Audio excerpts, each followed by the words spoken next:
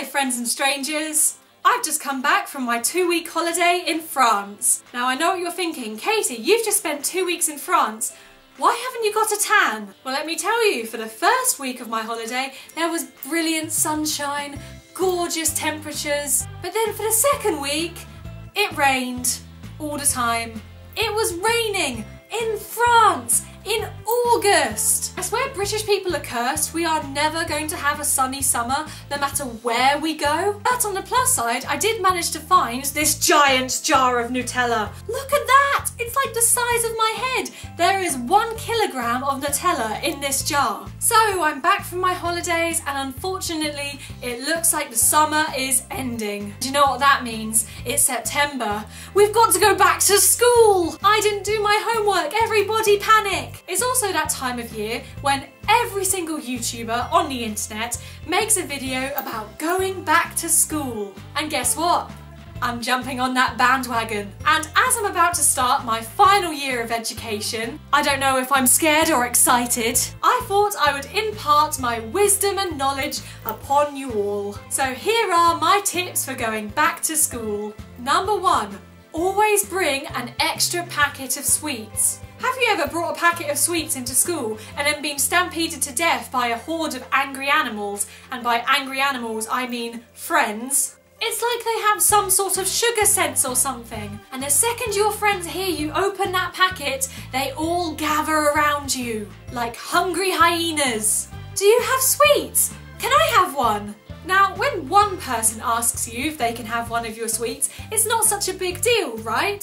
Besides, sharing is caring. But it's never just one person in school, is it? If you give a sweet to one person, someone else will come along and ask for a sweet. And you can't say no because you gave that person a sweet, right? You have to give this person a sweet too. And before you know it, the entire class has come up to you and asked if they can have one sweet, and then suddenly you look down at the packet and you notice it's empty and you haven't even had a single sweet yourself. So when you want to eat sweets in school, take my advice and bring a spare packet. Then, when you open the first packet and get surrounded by people, all you have to do is take your first packet and throw it in that direction, and then while all your friends jump on the packet of sweets, you run in the opposite direction and eat your second packet of sweets in peace. Number 2, behave yourself. Now I know what you're saying. Oh, Katie, you're such a goody-goody two-shoes. You're such a teacher's pet. Why are you telling us to behave? Don't you worry, friends and strangers. It is all part of my brilliant strategy. Because one thing that I discovered when I was in school is that if you behave 99% of the time, teachers will let you off during that 1% when you don't behave. Because I was usually a well-behaved, hard-working student, on the odd occasion when I happened to forget my maths homework, my teachers would let me off. Behaving well got me out of doing my maths homework.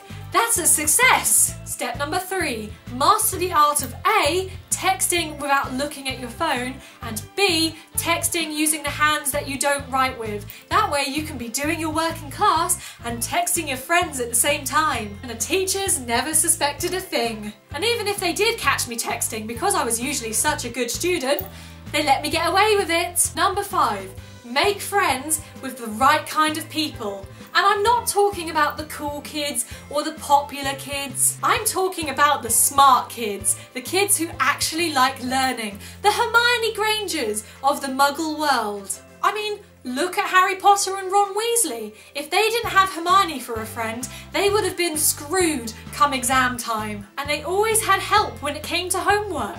And 10 bonus points for Gryffindor if you are a Hermione Granger. You, my friend, are going to go far in life. Number 6, ask yourself at all times, what would Rory Gilmore do in this situation? Number 7, make yourself a Tumblr account. Now I know what you're thinking, Katie, I already have a Tumblr account and Tumblr is solely responsible for all of my procrastination. That's because you're using Tumblr wrong, my friends. You need to be following all of the study blogs, or study blurs as they're called. And then, when your dashboard is filled with endless revision tips and photos of people doing amazing revision posters, etc, you will feel really guilty if you find yourself on Tumblr. Hey, whatever motivates you. Step number 8, don't do drugs, kids. No, really, don't. Stick to Skittles. Skittles will get you through life, I promise. And last but not least, remember that it's okay if you're not the world's best student. You can always become an internet sensation like PewDiePie and earn millions. That's what I'm counting on right now because I have no idea what the hell I'm gonna do with my life when I finish university. So yeah, subscribe please. And there we have it. Those are my tips for going back to school. I'm sure you found them very useful. Good luck to all of you who are going back to school and college and university. We can do it! I'm gonna go finish my last minute homework and eat this jar of Nutella. So I will see you next time. Bye!